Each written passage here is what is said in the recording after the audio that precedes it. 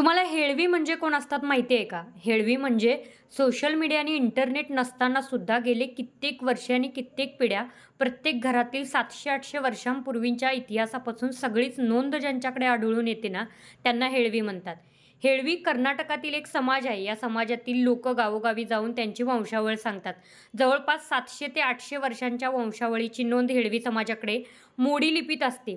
त्या गावातील वंशावळ सांगणे, कुळाचा इतिहास सांगणे आणि नवनवीन नोंदी ठेवणे हे पारंपरिक काम मानले जाते. महाराष्ट्रात आणि कर्नाटकात हेळवी जेव्हा घरी यायचे त्यावेळेला वंशावळ सांगून नवी नोंदी ठेवायचे. तेव्हा अशी एक पद्धत होती की एक नवी नोंद ठेवल्याच्या नंतर त्यांना काही ना काहीतरी उपहार भेट म्हणून द्यावे लागायचे. त्यावेळेला कर्नाटकातील लोक गायीची जोडी आणि त्याचबरोबर साड्या त्यांना उपहार म्हणून भेट देत होते. त्याचबरोबर महाराष्ट्रातील लोक त्यांना तांदूळ आणि गहू भेट म्हणून देत होते. आता ही परंपरा थोडीफार लुप्त होत चाललेली आहे. पूर्वी प्रत्येक गावात महिन्यातून एकदा तरी एक तरी हेळवी फेरी मारून जात असत. पण आत्ताच्या पिढीतील लोकांना बऱ्याचशा लहान मुलांना हेळवी म्हणजे काय असतात हे सुद्धा माहिती नाही.